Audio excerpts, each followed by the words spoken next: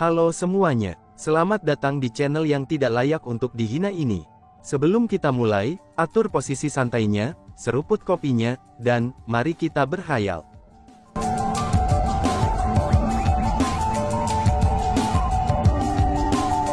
Melanjutkan cerita sebelumnya. Jangan memanggilku sebagai tuan, panggil saja aku Chu Feng, kata Chu Feng sambil tersenyum ringan. Lord Chu Feng, apakah kamu kembali dengan bala bantuan? Apakah kamu datang untuk melenyapkan keluarga Tang kami? Gadis pelayan itu bertanya. Jika kamu berbicara tentang sekelompok orang di keluarga Tang sekarang, maka aku, Chu Feng, tidak akan membunuh mereka. Itu karena aku, Chu Feng, bukan orang yang membunuh yang lemah, jawab Chu Feng sambil menggelengkan kepalanya. Bagi Chu Feng, orang-orang yang tersisa di keluarga Tang sekarang semuanya adalah individu yang tidak berdaya. Dengan demikian, Chu Feng tidak akan membunuh mereka. Tuan Chu Feng, kamu benar-benar pria yang baik. Kalau begitu, bisakah kamu menyelamatkan nona muda kita? Gadis pelayan itu memohon kepada Chu Feng. Nona muda kamu, apakah kamu berbicara tentang Tang Ying? Tanya Chu Feng. Iya, itu nona muda Tang Ying kita, kata gadis pelayan itu. Apa yang terjadi pada Tang Ying? Cepat, ceritakan tentang itu, tanya Chu Feng. Gadis pelayan tidak menyembunyikan masalah ini dari Chu Feng, dan mulai memberitahu dia tentang semua yang telah terjadi. Tang Haichuan, kamu benar-benar berani.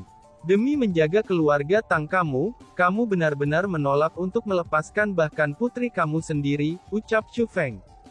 Kemarahan segera muncul di mata Chu Feng, itu setelah mengetahui apa yang terjadi. Ternyata setelah Chu Feng melarikan diri, meskipun tetua Yuan Zhen sangat marah karena keluarga Tang dan Cao membiarkan Chu Feng melarikan diri, namun dia tidak melanggar janjinya, dan dia benar-benar membuat keluarga Tang dan Cao berdamai satu sama lain. Selanjutnya pada saat yang sama, ia membuat keluarga Cao memberikan kompensasi kepada keluarga Tang atas kehilangan mereka. Dia juga membuat mereka menyerahkan banyak wilayah kepada keluarga Tang. Setelah pertempuran itu, meskipun kehilangan keluarga Tang itu besar, tapi manfaat yang mereka peroleh jauh lebih besar daripada kerugian mereka. Bagi keluarga Tang, ini benar-benar keuntungan dari bencana. Namun demikian, tetua Yuan Zhen memiliki permintaan. Permintaannya adalah, dia ingin kepala keluarga Tang menikahi putri bungsunya Tang Ying, itu dengan putra bungsu kepala keluarga Cao yang kekurangan. Menghadapi keputusan itu, kepala keluarga Tang memilih minat keluarga Tang tanpa ragu, dan menjual putrinya sendiri kepada keluarga Cao. Ketika berbicara tentang masalah itu adalah suatu kebetulan. Upacara aliansi antara Tang dan keluarga Cao akan diadakan dalam beberapa hari. Pada upacara itulah, Tang Ying secara resmi akan dinikahkan dengan keluarga Cao.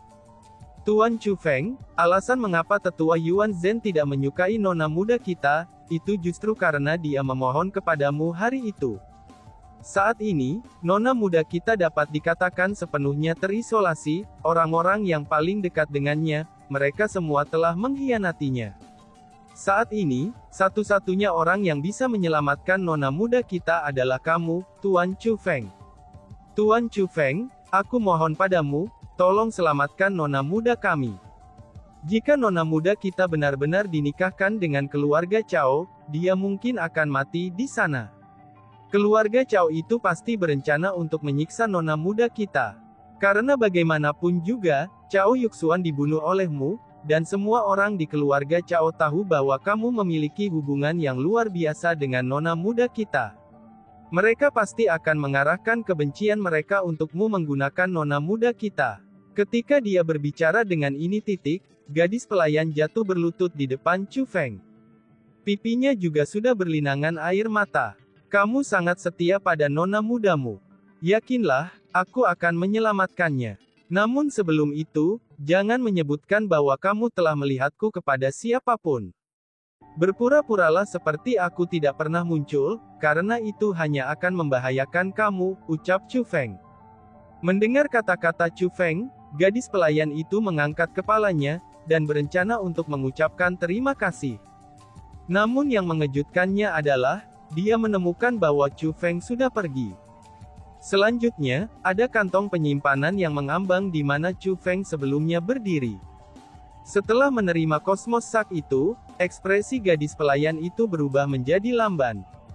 Alasan untuk itu adalah, karena kekayaan dan harta karun yang terkandung dalam kosmos sak tersebut, itu adalah hal-hal yang akan sulit didapatkannya seumur hidupnya.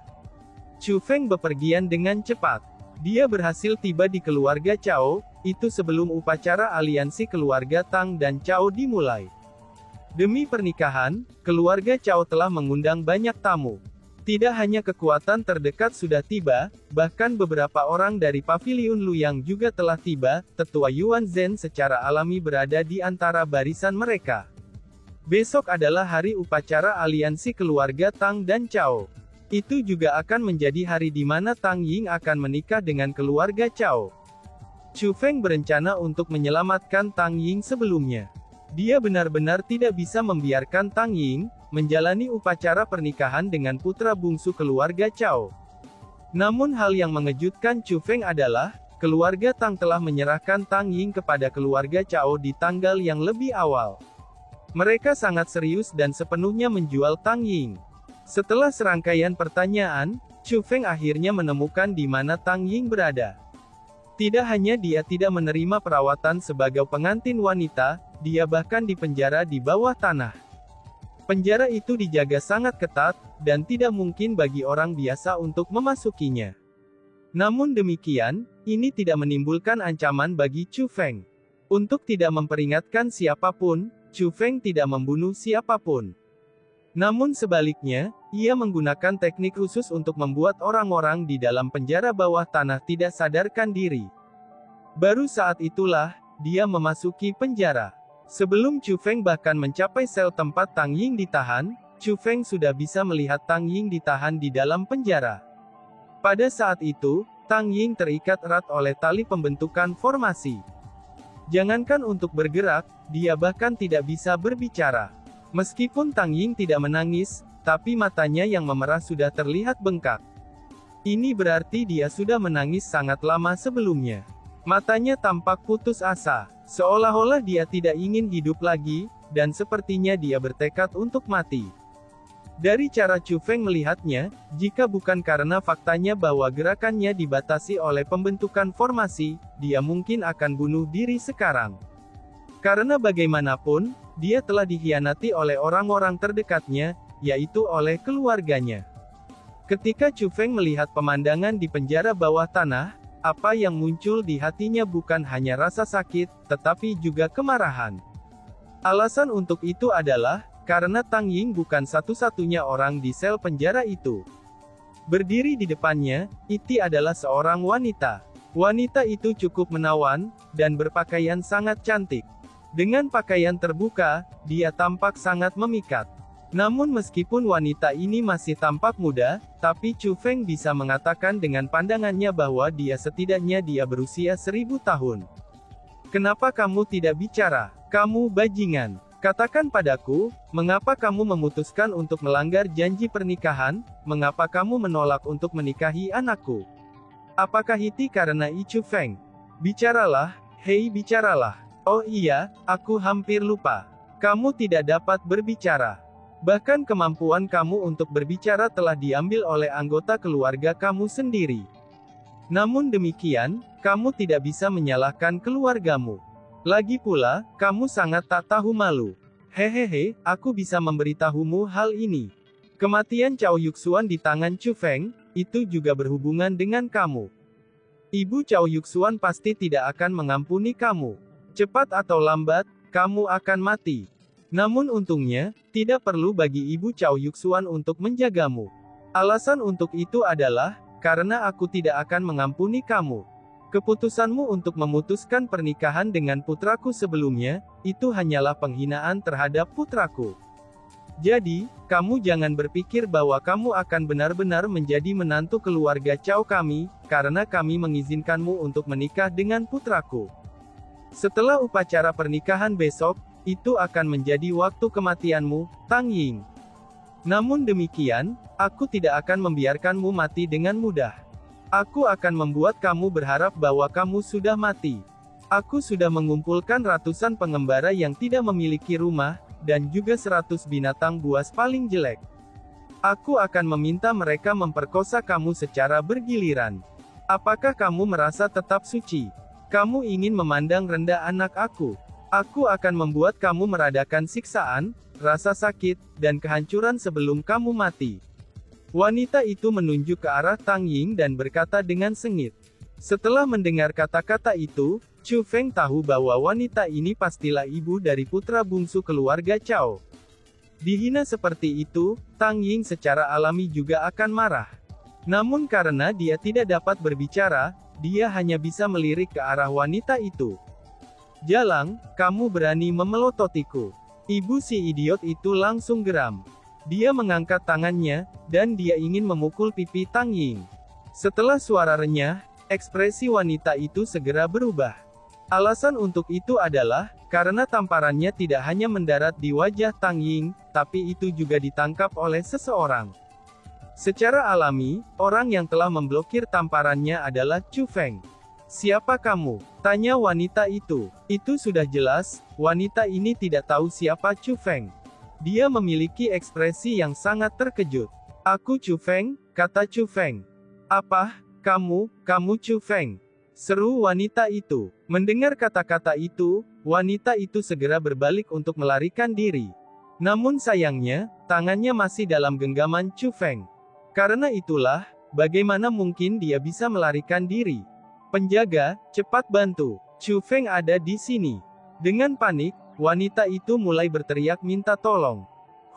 Namun sayangnya, Chu Feng hanya mendengus dingin. Kemudian dengan membalik lengan bajunya, dia menjatuhkan wanita itu ke sudut penjara. Kemudian dengan flip lengan Chu Feng yang lain, dia membuka kunci formasi spiritual yang menyegel Tang Ying. "Hukum dia seperti yang kamu inginkan. Untuk seseorang seperti dia, tidak perlu menunjukkan belas kasihan," kata Chu Feng sambil menunjuk wanita itu. "Tidak, jangan!" teriak wanita itu. Setelah mendengar itu, wanita itu langsung berteriak ketakutan. Namun sayangnya, suaranya semakin lemah dan semakin lemah. Bukan hanya suaranya yang menjadi sangat lemah, bahkan auranya juga menjadi sangat lemah. Dia benar-benar dibatasi oleh Chu Feng. "Siapa yang kamu sebut jalang? Jika kamu ingin berbicara tentang pelacur, kamulah pelacur itu. Siapa yang tidak tahu tentang tindakan kamu yang menghasut kepala keluarga Cao? Untuk menikah dengan kepala keluarga Cao, kamu bahkan membunuh adik perempuan kembarmu sendiri. Kamu benar-benar tidak manusiawi," teriak Tang Ying yang akhirnya bisa melepaskan amarahnya sekarang. Tidak terkendali, dia mulai memukuli wanita itu, lalu meninggalkan wajahnya benar-benar memar dan terkoyak. Tang Ying memukulinya sampai pingsan. Setelah melihat bahwa dia telah kehilangan kesadaran, Tang Ying akhirnya menghentikan serangannya. Kemarahannya ini tampaknya telah berkurang, dan kemarahan yang dia tunjukkan sebelumnya digantikan oleh kegugupan. "Chu Feng, mengapa kamu ada di sini? Keluarga Cao dan keluarga Tang sedang mencarimu di mana-mana," kata Tang Ying kepada Chu Feng dengan gugup. "Aku secara alami datang ke sini untuk menyelamatkanmu. Apakah kamu lupa, aku adalah pengawalmu," kata Chu Feng dengan senyum berseri-seri. "Tapi kan," seru Tang Ying. "Tidak ada tapi-tapian. Aku akan menanyakan ini kepada kamu, jika aku membawamu pergi, apakah kamu bersedia untuk pergi denganku?" tanya Chu Feng. "Keluarga Tang saat ini bukan lagi keluarga aku, Tang Ying. Adapun orang-orang di keluarga Cao, mereka bertekad untuk menyiksa dan menghinaku. Aku tentu ingin pergi. Tapi," ucap Tang Ying, "tidak ada tapi-tapian. Jika kamu ingin pergi, aku dapat membawa kamu pergi sekarang juga. Meskipun kamu tidak akan memiliki kerabat sejak saat ini, tapi kamu akan memiliki teman," kata Chu Feng kepada Tang Ying sambil tersenyum. Tapi, saat Tang Ying berbicara, dia melihat ke tempat di mana dia diikat sebelumnya. Niatnya sangat jelas. Jika dia pergi, keluarga Cao pasti akan menemukan bahwa dia telah melarikan diri. Dan jika itu terjadi, situasinya akan menjadi buruk. Dan, wush! Tepat pada saat itu Chu Feng tiba-tiba mengulurkan jarinya, dan menunjuk ke arah wanita itu. Dengan setiap jentikan jarinya, seuntai kekuatan formasi memasuki tubuh wanita itu. Dalam sekejap mata, perubahan besar terjadi pada tubuh wanita itu. Penampilan wajahnya tidak hanya berubah menjadi penampilan Tang Ying, dan bahkan pakaiannya juga berubah menjadi pakaian Tang Ying. Kemudian dengan gelombang lengan baju Chu Feng, wanita itu berakhir di tempat di mana Tang Ying sebelumnya diikat. Bahkan pembentukan formasi yang telah menahan Tang Ying, dan yang telah dibatalkan oleh Chu Feng, itu sekali lagi muncul kembali. Tali pembentukan formasi itu tidak lagi mengikat Tang Ying. Namun sebaliknya, mereka mengikat wanita itu. Dan jika dilihat oleh orang lain, tampaknya tali itu mengikat Tang Ying.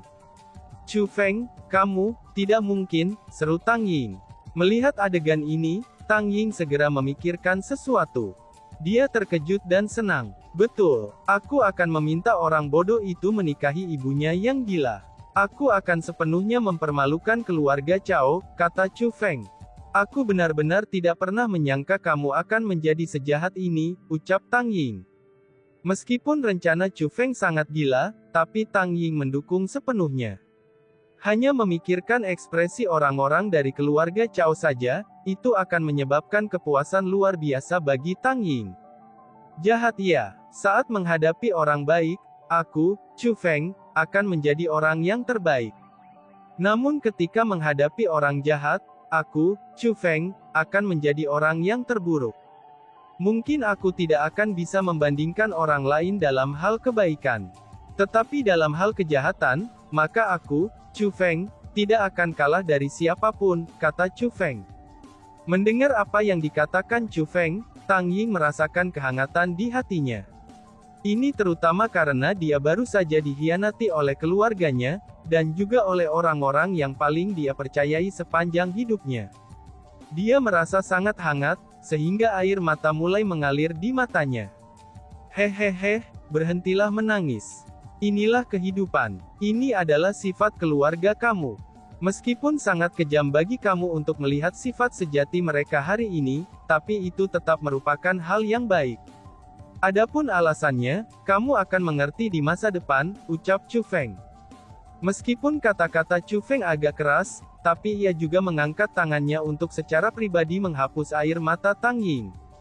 Pada saat itu, Tang Ying merasa sangat senang. Dia senang bahwa dia telah memutuskan untuk pergi ke Gunung Abadi pada hari itu, dan dia senang bertemu Chu Feng. Sebelumnya, dia merasa bahwa tidak ada yang tersisa untuknya di dunia ini. Namun demikian, dia sekarang menemukan bahwa bukan itu masalahnya. Paling tidak, dia punya teman sejati. Adapun orang itu adalah Chu Feng. Meskipun dia dan Chu Feng hanya mengenal satu sama lain untuk waktu yang singkat, tapi Chu Feng rela dan berani menghadapi bahaya untuknya. Kemudian, Chu Feng membawa Tang Ying keluar dari keluarga Cao. Adapun penjaga penjara bawah tanah, Chu Feng secara alami membangunkan mereka kembali. Para penjaga tidak tahu bahwa mereka telah kehilangan kesadaran sebelumnya. Namun demikian, mereka merasa ada sesuatu yang salah. Jadi, hal pertama yang mereka lakukan adalah lari ke ruang penjara tempat Tang Ying dipenjara untuk mensurveinya. Hanya setelah mereka membuka sel penjara dan menemukan bahwa Tang Ying masih ada di sana, para penjaga menghela nafas lega. Tiba-tiba Xia Sipir bertanya, ini aneh, kapan Nyonya ke-6 pergi? Seru si penjaga. Dia hanya ingat ketika Nyonya ke-6 tiba di tempat ini, dan tidak ingat Nyonya ke-6 pergi. Dia seharusnya baru saja pergi kan, balas penjaga lainnya. Sebagai tanggapan, berbagai penjaga mulai buru-buru berbohong. Secara alami, mereka tidak akan berani mengatakan bahwa mereka tidak tahu kapan Nyonya ke-6 telah pergi. Alasan untuk itu adalah, karena jika mereka mengatakannya seperti itu berarti bahwa mereka telah mengabaikan tugas mereka, dan itu adalah sesuatu yang mereka akan dihukum. Itu bagus kalau begitu. Nyonya ke-6 sedang dalam mood yang buruk baru-baru ini. Kami tidak sanggup menyinggung perasaannya. Ketika kepala penjara berbicara, dia mulai memimpin para penjaga keluar. Tepat pada saat ini, wanita itu tiba-tiba sadar. Ketika dia melihat penjaga penjara, dia mencoba menangis minta tolong. Namun demikian, dia terkejut setelah menemukan bahwa dia tidak hanya tidak dapat berbicara, dia juga tidak bisa bergerak sedikit pun. Yang bisa ia lakukan hanyalah mengeluarkan erangan. Dengan panik, air mata mulai mengalir di pipinya. "Hei wanita sialan, apa yang kamu teriakkan?" Kepala penjara berjalan ke arah sel penjara, lalu mengangkat tangannya dan menamparkan wanita itu dengan kejam. "Tuanku, apakah ini benar-benar baik-baik saja? Lagi pula, dia akan dinikahkan dengan tuan muda kita besok." Para penjaga yang lain terkejut melihat hal ini. "Apa yang kalian semua takuti? Jangan lupa bahwa aku, tuanmu, tahu teknik formasi spiritual," kata si kepala sipir. Saat dia berbicara, dia mulai menggunakan teknik formasi spiritualnya, ini untuk menyembuhkan wanita itu. Segera, pipi dengan sidik jari berdarah itu disembuhkan dengan cepat. "Hahaha, tuanku, kamu benar-benar luar biasa." Sebagai tanggapan, para penjaga mulai menyanjung kepala sipir mereka. "Tentu saja dong," balas kepala sipir itu sambil memasang ekspresi bangga. Ketika dia berbicara dan tertawa, dia berjalan keluar dari sel penjara. Namun sayangnya, dia tidak tahu bahwa wanita yang dia pukul sebelumnya bukanlah Tang Ying. Justru sebaliknya, itu adalah nyonya keenam yang tidak berani dia sakiti. Dan tiba-tiba saja bersambung. Sekian dan terima kasih banyak. Bye-bye.